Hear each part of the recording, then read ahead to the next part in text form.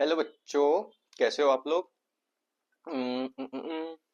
तो हमने ग्रेविटेशन भी कंप्लीट कर लिया। कल कल क्वेश्चंस देख लिए। और अब तक हमारे 3 चैप्टर्स कंप्लीट हो चुके हैं। कौन से? Motion, force and laws of motion और ग्रेविटेशन। तीनों बहुत ही ज्यादा इंपॉर्टेंट चैप्टर्स है, अच्छा खासा वेटेज रखते हैं। तो आपका काम बनता है कि अभी तीनों को एक साथ रिवाइज कर लेना है। रिवीजन करते चलो, साथ में नया नया पढ़ रहे हो, पुराना भूलना नहीं चाहिए, इसलिए कॉन्टिन्यूसली रिवीजन करना भी बहुत ज्यादा इंपॉर्टेंट है। ठीक है? जितना न्यू पढ़ने पे फोकस है उतना ही ओल्ड रिवाइज करना ज्यादा मार्क्स देगा तुम्हें। ठीक है? नया नया पढ़ते जाओगे, पुराना भूलते जाओगे, कोई सेंस नहीं बनता इस बात से, इसलिए कॉन्टिन्यूसली नए के साथ साथ पुराना रिवाइज करते रहना है। ठीक है? आज हम शुरू करने जा रहे हैं वर्क एंड एनर्जी। तो शुरू करते हैं। उसके पहले force and laws of motion का एक रिवीजन वीडियो छोटा सा आएगा, जिसमें हम थोड़े क्वेश्चंस भी देखेंगे और थोड़ी बहुत थ्योरी जो है force and laws of motion की, वो क्या करेंगे, हम रिवाइज करेंगे। तो चलो शुरू करते हैं वर्क के साथ। ठीक है? एक बार वीडियो बरोबर हो रही है रिकॉर्ड? यस, हो रही है। चलो, तो शुरू करते हैं वर्क के साथ। अब सर, वर्क होता क्या है? अब अगर कोई तुम्हें पूछे कि सर, बेटा तुमने आज कितना काम किया, मतलब सर बेटा तुमने आज कितना वर्क किया, तो सर मैंने आज मोशन को रिवाइज किया, स्कूल गया था, मैंने इतना इतना पढ़ाई की, और सर मैंने फिर मैथ्स के कुछ क्वेश्चन सॉल्व किए, और फिर मैंने थोड़ा बहुत टाइम पास किया। टाइम पास में सर मैंने क्रिकेट खेला, वगैरह वगैरह एक्सवाइजेड किया। अगर मैं तुमको बोल दूं कि यार तुम दिन भरी में कुछ काम ही नहीं किया यार तुमने, तो सर क्या बोलेंगे? सर हमने इतना सब कुछ तो किया सर, हमने 1.5 घंटा मोशन पढ़ा, 2 घंटा मैथ्स पढ़ा, साइंस पढ़ा, एसएसटी पढ़ा, बट मैं तो बोल रहा हूँ कि भाई तुमने कुछ काम ही नहीं किया। सर क्या बोल रहे हो, मुझे कुछ समझ नहीं आ रहा। चलो, अभी हम वर्क होता है क्या यही समझेंगे। ठीक है? आज समझने वाले हैं हम वर्क।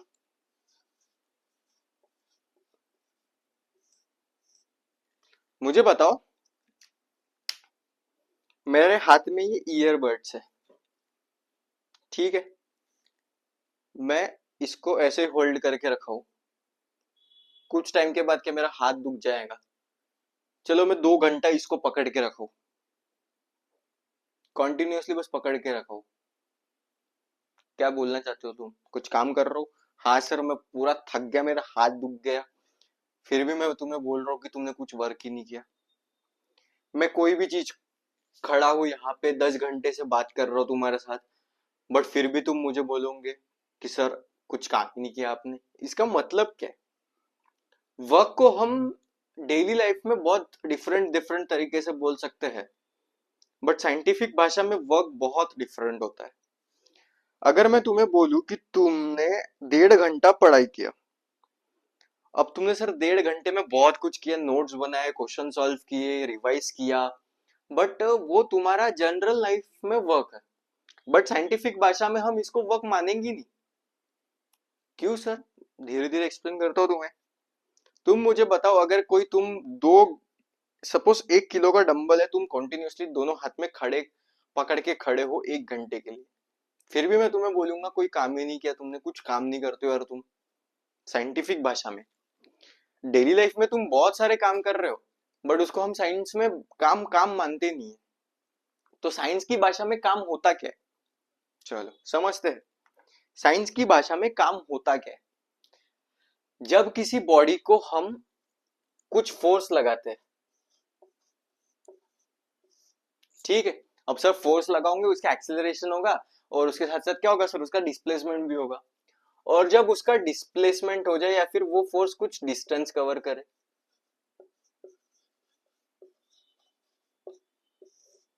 जब फोर्स लगाने से कोई ऑब्जेक्ट का डिस्प्लेसमेंट होता है, या फिर फोर्स के कारण ऑब्जेक्ट कोई डिस्टेंस कवर करता है, उस चीज को हम साइंटिफिक भाषा में वर्क कहते हैं। ठीक है? ये तो समझ गया तुम्हें। सपोज ये ऑब्जेक्ट है, इस पे मैंने फोर्स अप्लाई किया और इसने कुछ डिस्प्लेस कर लिया। सपोज, यार ये डिस्प्लेस ही नहीं हो रहा। हाँ, चलो, मार्कर, मैंने इस पे फोर्स लगाया और ये डिस्प्लेस कर गया। जब मैं कोई ऑब्जेक्ट पे फोर्स लगाता हूं और वो डिस्प्लेस कर जाए, उसका मतलब होता है वर्क। तो पहले लिख लेते हैं वर्क। वर्क होता क्या है? when an force is applied on an object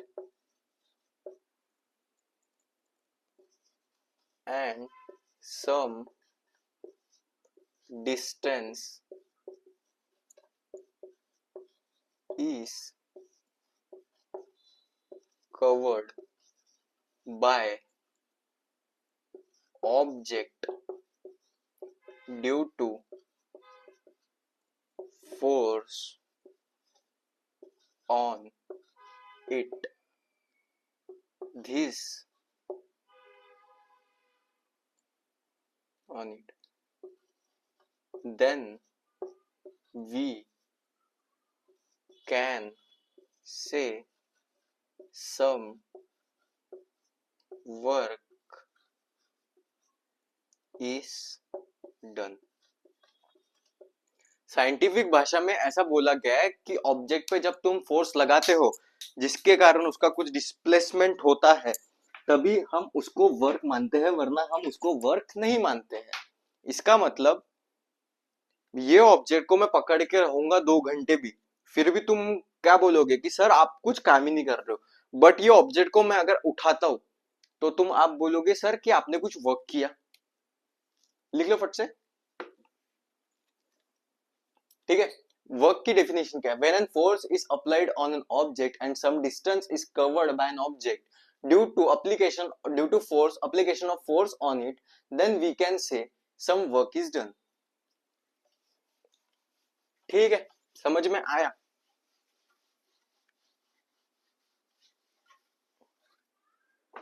मुझे बताओ, एक बच्चा है,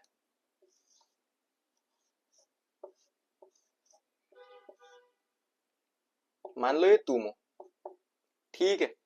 तुमने क्या किया, एक बहुत बड़ा रॉक है, माउंटेन,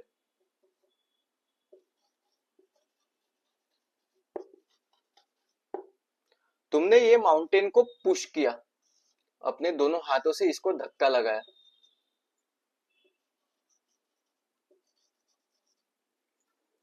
अब क्या है, तुम धक्का कॉन्टिन्यूसली तुमने, चलो 1 घंटे तक धक्का मारते रहो तुम एक रॉक को या फिर एक माउंटेन को। एक माउंटेन या रॉक को, सपोज मैं ये दीवार को धक्का मारते रहूं, क्या हो रहा है, पूरी मैं टायर्ड हो जाऊंगा। 1 घंटे तक इसको कॉन्टिन्यूसली धक्का मारते रहूं, एक पॉइंट के बाद मैं तो अपनी पूरी एनर्जी लूज कर चुका हूं, मेरी जितनी भी ताकत थी मैंने तो पूरी दे दी भाई। पर क्या माउंटेन तो कुछ डिस्प्लेस ही नहीं हुआ, हुआ क्या कुछ? इस बंदे ने कुछ फोर्स लगाया, इसने अपने हाथों से चलो एफ लगा लिया माउंटेन को, बट क्या माउंटेन हिला नहीं, डिस्प्लेस हुआ नहीं हुआ। तो इस कंडीशन में क्या बोलेंगे, वर्क डन कैसा है, 0 है। क्या बात है सर, अगर मैं कुछ काम कर रहा हूं इसका मतलब मैं साइंस में कुछ काम ही नहीं कर रहा हूं। जब तक तुम फोर्स लगा भी दोगे और जब तक डिस्प्लेसमेंट होता ही नहीं तब तक वर्क क्या होगा, 0। वर्क डन का फॉर्मूला ही क्या है,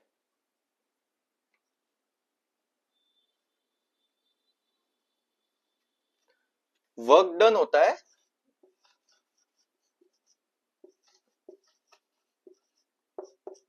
फोर्स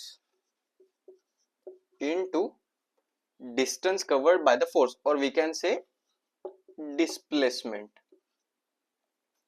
वर्क डन क्या होता है, force into displacement. Work done कैसी क्वांटिटी है, W से रिप्रेजेंट कर दू, फोर्स को किस कर दू, F से, और डिस्प्लेसमेंट को S से कर देता हूं।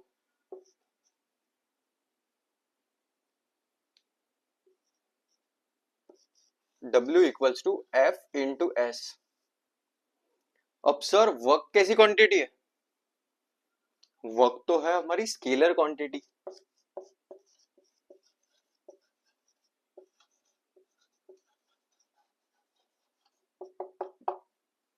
साथ साथ वर्क का यूनिट क्या होगा, ऐसा यूनिट। फोर्स का यूनिट क्या होता है, मास इंटू एक्सेलरेशन। मास का क्या होता है, केजी, सॉरी क्या बोला मैं, फोर्स का डायरेक्शन यूनिट क्या होता है, न्यूटन होता है, मीटर पर सेकेंड, सॉरी मीटर पर सेकेंड वेलोसिटी, तो फोर्स का यूनिट क्या होता है, न्यूटन होता है, ठीक है, न्यूटन। डिस्प्लेसमेंट क्या होता है, metre square, metre, displacement metre. तो बताओ ऐसा यूनिट ऑफ वर्क क्या हो जाएगा,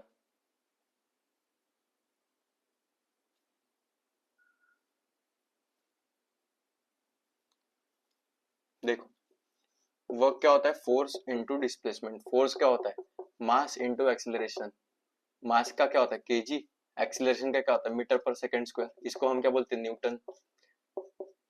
KG metre upon second square into displacement का भी क्या होता है, मीटर होता है, तो KG metre square second square. ये क्या होगा, वर्क का क्या है भाई, अरे बाबा क्या है ये, यूनिट है, केजी मीटर स्क्वायर पर सेकंड स्क्वायर। इसको ही हम जूल बोलते हैं। जूल क्यों बोलते हैं, क्योंकि साइंटिस्ट के नाम पे दिया है। और इसको हम न्यूटन सेकंड स्क्वायर बोल सकते हैं, newton metre square, newton second square. इसको ही हम जूल बोलते हैं। जूल एक साइंटिस्ट थे जिन्होंने वर्क का एक्सप्लेन किया था, तो उनकी इज्जत देने के चक्कर में हम उसको जूल बोल देते हैं, ठीक है।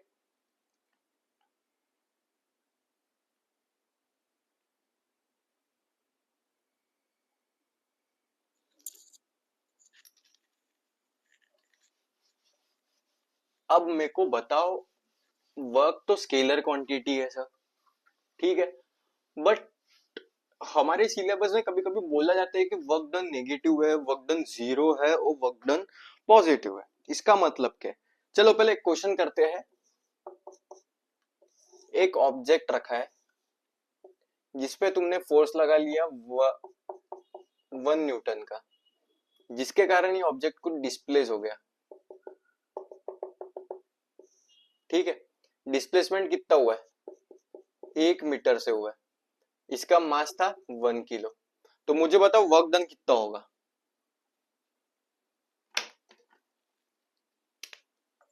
वर्क डन क्या होता है, फोर्स इंटू डिस्प्लेसमेंट। फोर्स कितना लगा है, 1 न्यूटन का, इंटू डिस्प्लेसमेंट कितना हुआ 1 मीटर का, 1 newton metre will be what, work, work will be 1 joule.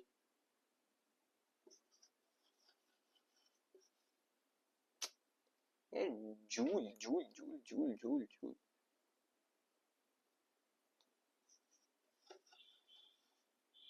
समझ में आया। जब एक ऑब्जेक्ट पे 1 न्यूटन का फोर्स लगता है जिसके कारण उसका 1 मीटर का डिस्प्लेसमेंट होता है, उस वक्त वर्क कितना हुआ, 1 जूल का वर्क होता है। ऐसा तो समझ लिया सर तुमने। अब बताओ मुझे साइंटिफिक कंसेप्शन ऑफ वर्क के एग्जांपल्स क्या क्या हो सकते हैं।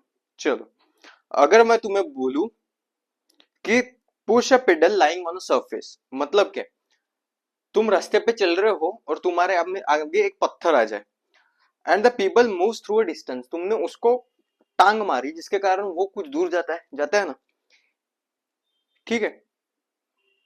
क्या इस काम में वर्क हुआ है, सर कितना क्या वर्क किया हमने, एक पैरी तो मारा है सर, कितना वर्क किया, भाई वर्क हुआ है, क्यों, क्योंकि जब तुमने पत्थर को पैर मारा तब पत्थर ने क्या किया, डिस्टेंस कवर किया कुछ, तो वर्क हुआ है। और एक क्या बोला है, a girl girl pools a trolley, एक लड़की है जिसने एक ट्रॉली खींची and trolley moves through a distance, the girl has exerted force on the trolley and it is displaced, तो वर्क हुआ है। Lift a book through height, हाँ ये बहुत ज्यादा समझने वाली चीज है। जब तुम ये जैसा मार्कर पेन है, इसको तुम ऐसे उठाओ, तो क्या तुमने वर्क किया, यस तुमने वर्क किया। Lift a book through a height, to do this you must apply a force, yes मैंने अप्लाई फोर्स अप्लाई किया ना, इसको ऐसे सपोज इसको मैंने यहां से उठाने के लिए ऐसे फोर्स अप्लाई किया, you must apply a force, the book rises up, suppose ना marker rises up, there is a force applied on the marker and the marker has moved, then work is done. A closer look at the situation reveals the two conditions need to satisfy for a work done. A force should act on an object and the object should cover some distance in the direction in by the force and object should cover some distance by the force applied. तो ये दो condition जब satisfy होगी work की तो क्या बोलेंगे हम, वर्क डन होता है. तो ऐसा करके लिख ले हम.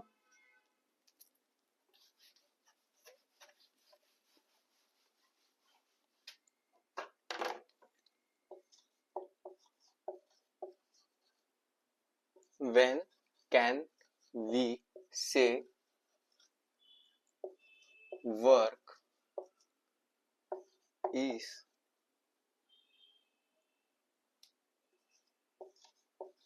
done?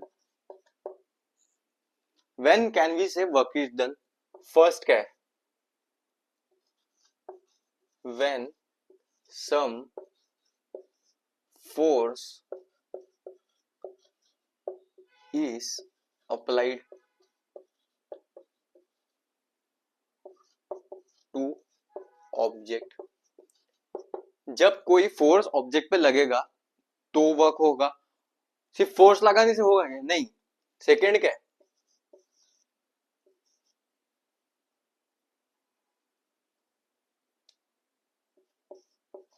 Due to applied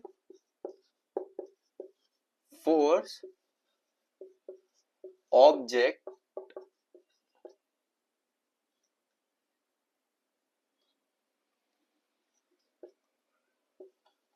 must cover some distance. तब क्या होगा? वर्क डन होगा. अब सर वर्क डन पॉजिटिव हो सकता है, नेगेटिव हो सकता है या जीरो होता है. तो हम समझते हैं वर्क डन पॉजिटिव, जीरो और नेगेटिव कब कब होगा. अब तुम्हें साइंटिफिक भाषा में चीजें समझ में आ गई है कि वर्क कब होगा. फोर्स अप्लाई कर दो और ऑब्जेक्ट फोर्स अप्लाई के कारण ऑब्जेक्ट कुछ डिस्टेंस कवर करना चाहिए. चल अब इसके बहुत सारे एग्जांपल्स होते हैं, जैसे कि अभी हमने कुछ डिस्कस की, लिफ्टिंग अ बुक, किसी पत्थर को पैर से धक्का दे दो तो वो कुछ डिस्टेंस जाएगा. अब हम समझते हैं वर्क डन पॉजिटिव कब होता है, नेगेटिव कब होता है, जीरो कब होता है. चल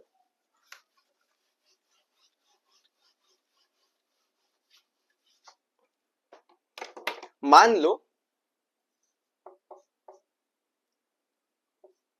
ये तुम्हारी गाड़ी है, ठीक है, जो कि बंद पड़ी है. अब तुमने गाड़ी बंद पड़ी है, इसके कारण तुमने यहाँ पे क्या मारा, धक्का मारा, जिसके कारण ये गाड़ी क्या है, मूव कर ली.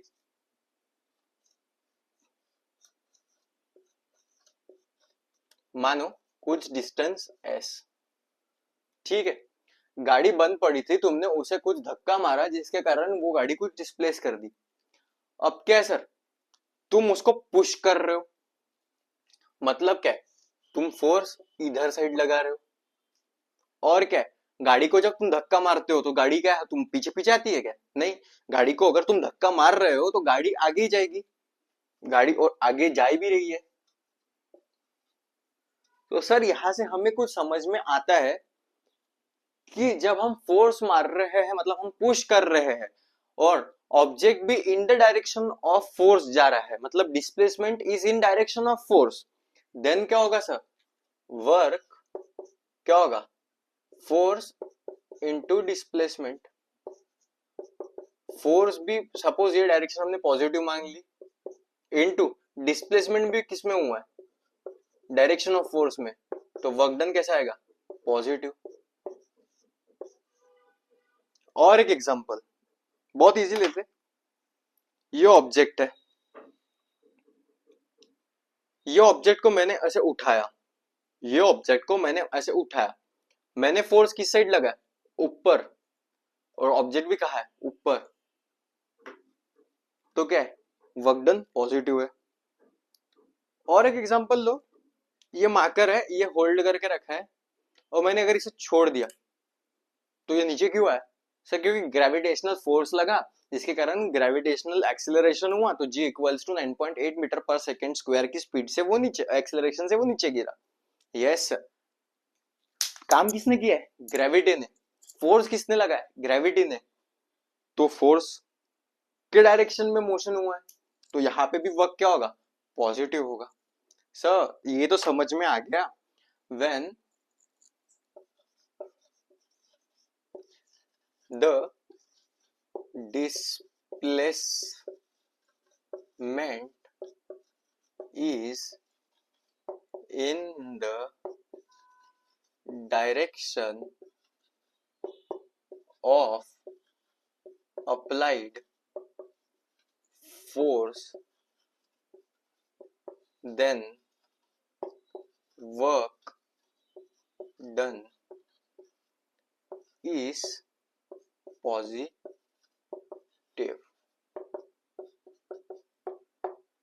ठीक है। When the displacement is in the direction of force, then work done is positive. ठीक है, चलो अब समझते हैं हम नेगेटिव कब होता है।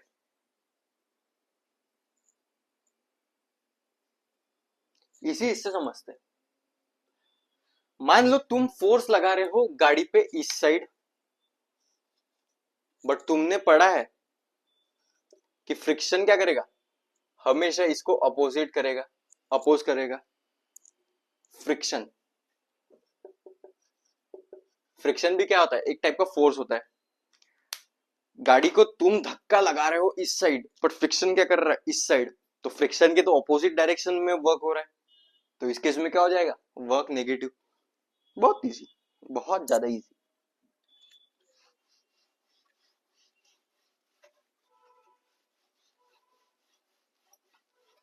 इसको और कौन से एग्जांपल से समझा सकता हूँ भाई मैं तुम्हें? वर्क डन नेगेटिव कब होगा?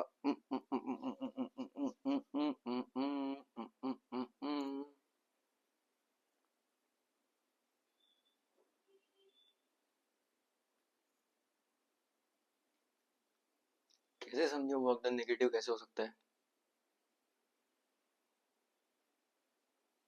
हाँ,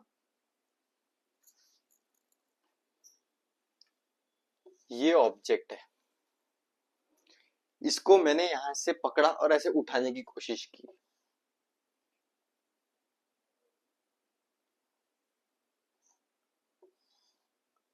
यहां से मैंने खींचा है, ठीक है। मैंने ये ऑब्जेक्ट को ऐसे ऊपर खींचा, बट तुमको तो पता है ग्रेविटी खींचे किसको, इसको कहाँ खींचेगी? नीचे। ग्रेविटी ये क्या लगेगी? फोर्स नीचे। मेरा फोर्स ज्यादा है मान लो, इसको फोर्स बाय मैं, फोर्स बाय मी, मैंने जो फोर्स लगाया, और force by gravity. Force by मेरा जो फोर्स है वो ज्यादा है then the force of gravity. इस कंडीशन में क्या होगा? डिस्प्लेसमेंट किस डायरेक्शन में होगा? मेरी डायरेक्शन में। बट अगर बोला जाए कि force due to M E कितना होगा? मास इनटू एक्सीलरेशन, ठीक है। अगर बोला जाए कि work done by M E कितना होगा? कैसा होगा? पॉजिटिव होगा, ठीक है। But work done by gravity क्या होगा? नेगेटिव होगा। क्यों होगा? क्योंकि भाई डिस्प्लेसमेंट तो अलग डायरेक्शन में हो रहा है ना, डिस्प्लेसमेंट तो यहाँ हो रहा है, इस डायरेक्शन में डिस्प्लेसमेंट हो रहा है। तो देखो फोर्स बाय ग्रेविटी का नीचे है, फोर्स अपोजिट साइड लग रहा है और डिस्प्लेसमेंट दूसरे साइड हो रहा है, तो क्या होगा? वर्क नेगेटिव होगा। Force into displacement. अब sir work done, force gravity का किधर है? नीचे है, चलो इसको नेगेटिव मान लो, और उसका डिस्प्लेसमेंट का है? ऊपर है, उसको मान लो पॉजिटिव। पॉजिटिव इंटू नेगेटिव क्या होगा? नेगेटिव। या फिर डिस्प्लेसमेंट को नेगेटिव मान लो, फोर्स को पॉजिटिव मान लो, फिर भी क्या होगा? Work done negative. सो अपन बोल सकते हैं when displacement take place in opposite direction of force applied, then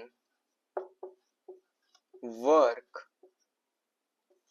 done is negative.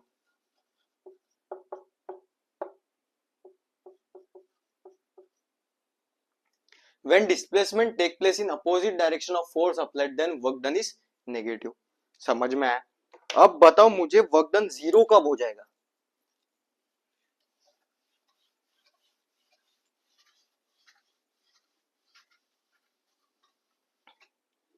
जब सब डिस्प्लेसमेंट ही ना हो तब क्या होता है? वर्क डन जीरो होता है. और एक है जब फोर्स परपेंडिकुलर लगे और डिस्प्लेसमेंट और फोर्स 90 डिग्रीज पे लगे. चलो भी सोचते हैं. When work done is zero. बताओ वर्क डन कौन सी केस में जीरो हो सकता है? First, when no force is applied. जब तुम कोई फोर्स अप्लाई नहीं करोगे, ऑब्जेक्ट क्या है? रखा के रखा ही है, इस पे कोई फोर्स नहीं लग रहा, ग्रेविटी लग रहा है, वो ग्राउंड पे समझो. अगर ऑब्जेक्ट पे कोई फोर्स ही नहीं लग रहा है तो क्या ऑब्जेक्ट डिस्प्लेस ही नहीं होगा? इसके कारण क्या है? Work done zero. Second, when we applied force, जब हमने फोर्स लगाया बट नो डिस्प्लेसमेंट, तब भी क्या हो जाएगा? वर्क जीरो हो जाएगा. माउंटेन वाले केस समझा. थर्ड क्या है? व्हेन फोर्स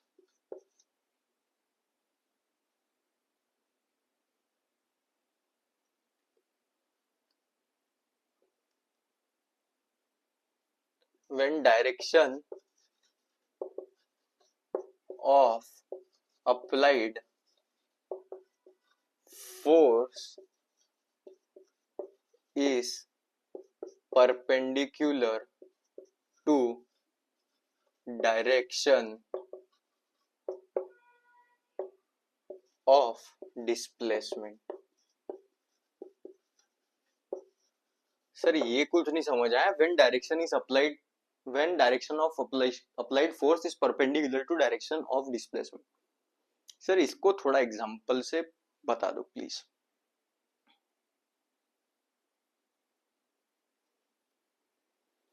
मुझे बताओ,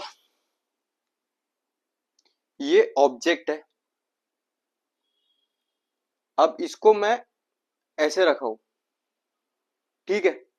मैं ये ऑब्जेक्ट है, इसको मैं सपोज में क्या लूं यार अच्छे समझाने के लिए. हाँ चल, सपोज ये बाउल है, ये बाउल को मैंने ऐसा अपने सर पे रखा और मैं कुछ डिस्टेंस ट्रैवल कर लिया, ठीक है? अब मुझे बताओ, जब मैंने ये बाउल को यहां से उठा के ऐसे सर पे रखा तो मैंने तो वर्क किया क्योंकि सर फोर्स लगाया आपने और डिस्प्लेसमेंट भी हुआ, ठीक है? बट अगर ये बाउल को मैं रख के चल लूं तो सर अब मैं तो थक जाऊंगा यार पूरा. सपोज मैं चलते चलते 1 किलोमीटर चल लिया, मैं पूरा थक जाऊंगा. बट इन द एंड आप क्या बोलोगे? सर आपने कुछ भी वर्क नहीं किया है. क्यों? क्योंकि देखो भाई, जब मैं ये बाउल को अपने सर पे रख के था, ठीक है, मेरे सर पे जो बाउल है उस पे मैंने तो उठाने के वक्त मेहनत कर ली, चलो हम उस सिचुएशन को कंसिडर नहीं करते. ग्रेविटेशनल फोर्स काय पे लग रहा है? नीचे लग रहा है. कितना लग रहा है? mg. ठीक है, और मैं चल रहा हूं, इसके कारण डिस्प्लेसमेंट किधर हो रहा है, इधर हो रहा है। तो फोर्स डिस्प्लेसमेंट, हाँ, वो मैं इधर चल लिया ना, तो मेरा फोर्स और डिस्प्लेसमेंट कितना हो गया, 90 डिग्री पे। तो इस सिचुएशन पे भी क्या आएगा, वर्क डन जीरो आएगा। समझ में आया? when force and direction when direction of force and direction of displacement are perpendicular, means 90 degree to each other, then the force work done will be zero. I hope आपको समझ में आया होगा। अब हम कुछ क्वेश्चन देख लेते हैं। वर्क क्या होता है वो समझ लिया हमने। कांस्टेंट फोर्स लगाओ जिसके कारण कुछ ना कुछ डिस्प्लेसमेंट होगा, जिसके कारण क्या होगा, वर्क होगा। चलो अभी हम देखते हैं एक question. A force of 7 Newton acts on an object. The displacement is say 8 meter in the direction of force applied.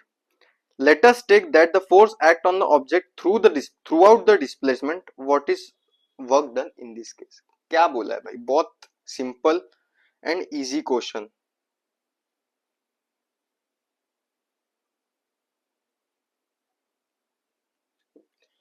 सात न्यूटन ही है। एक ऑब्जेक्ट है जिसपे हमने कुछ फोर्स लगाया, फोर्स की वैल्यू कितनी है, 7 न्यूटन,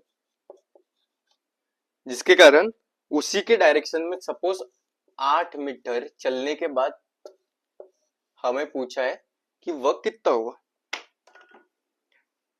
बताओ, इन the direction of displacement, force इधर, डिस्प्लेसमेंट भी इधर, इसके कारण वर्क कैसा आएगा, पॉजिटिव आएगा। वर्क कितना होगा, work equals to force into displacement. Into का डॉट है, डॉट से इंटू को रिप्रेजेंट करते हैं। फोर्स कितना लगा, 7 न्यूटन, मीटर कितना, 8, कितना होगा, आंसर निकाल लो भाई। 56 जूल वर्क डन। समझ में आया? चलो और एक क्वेश्चन देखते हैं, ठीक है।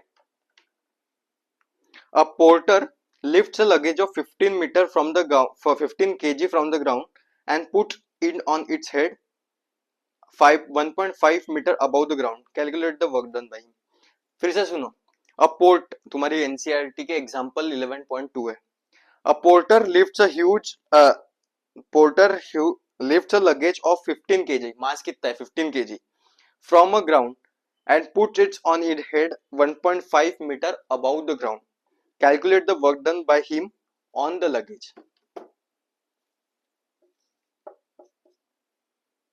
ये ऑब्जेक्ट है, इसको उसने अपने सर पे रखा, जिसके कारण उसका डिस्टेंस कितना कवर किया उसने, 1.5 metre.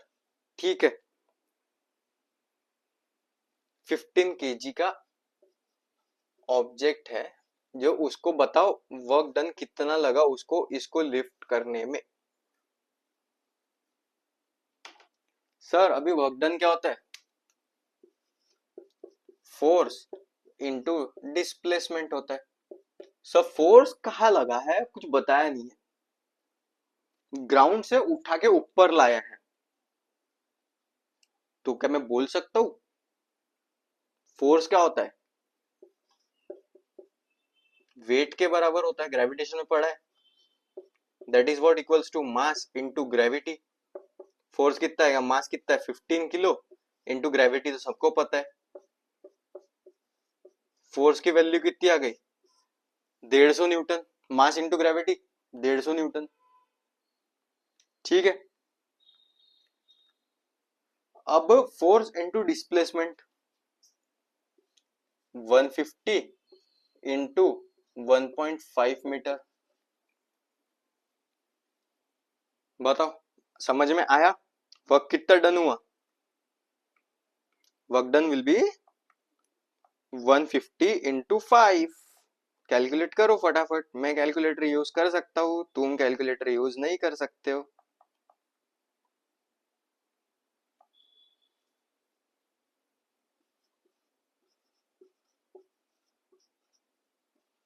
Work done will B 225 joule. ठीक है, अब हम देखते हैं क्वेश्चन है क्या, कोई एग्जांपल है क्या, क्योंकि एनसीईआरटी वाला तो हम बाद में डिस्कस करेंगे। ठीक है, नहीं आया कोई क्वेश्चन। कुछ ब्लू बॉक्स में क्वेश्चन दे रखे, when do we say that work is done, लिख के दिया है मैंने अच्छे से। Write an expression for the work done when a force is acting on an object in the direction of displacement, लिख के दिया है। क्या होगा, W equals to positive F into positive S। Define 1 joule of work, yes पिछले इसमें कर दिया था, डिफाइन 1 जूल ऑफ वर्क। इसको हम अच्छे से लिख लेते हैं क्योंकि अच्छा क्वेश्चन है, 1-2 मार्क के लिए आने के लिए बेस्ट है।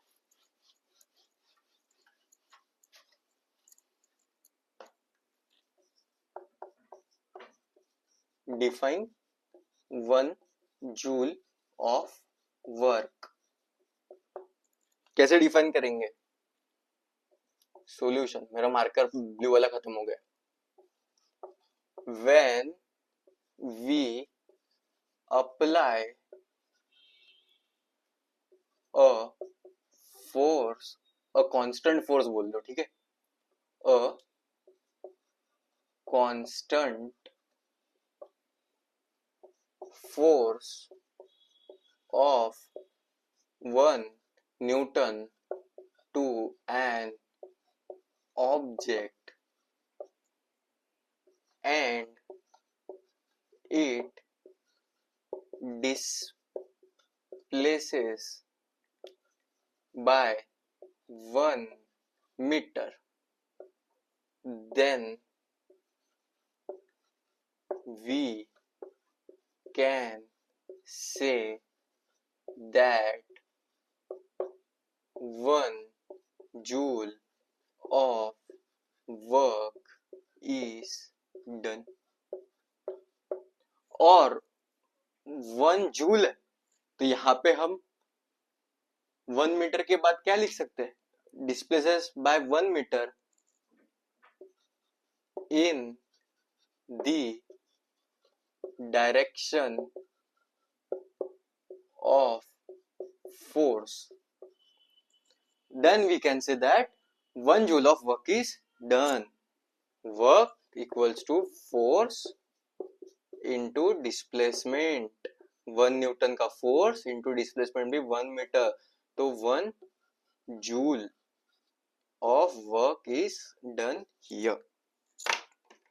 A pair of block exert a force of 140 Newton on a plow, the field being plowed 15 meter long, how much work is done। भाई बहुत इजी है, बैल है वो क्या कर रहे हैं, जो खेती में यूज होता है ना प्लो, उसको खींच रहे हैं, उसके कारण क्या हुआ, बैलों ने 140 न्यूटन का फोर्स लगाया, उसके कारण 15 मीटर का डिस्प्लेसमेंट हो गया। How much work done in ploughing the length of an field, क्या करेंगे, work equals to force into displacement, 140 newton का फोर्स इनटू डिस्प्लेसमेंट। यहाँ पे क्या क्या है, हमने फ्रिक्शन विक्शन कुछ भी नहीं लिया है, वो सब इग्नोर कर दो, सिर्फ फोर्स लगा है 140 न्यूटन का और उसके कारण 15 मीटर हुआ है डिस्प्लेसमेंट। तो आंसर निकाल लो 140 into 15, 140 into 15 that is 2100 joule work हुआ है। ठीक है, और कोई क्वेश्चन है तुम्हारी एनसीईआरटी में जो कि सॉल्व किया जा सकता है, नहीं, चलो तो यहाँ पे हमारा वर्क क्या आ गया, खत्म हो गया।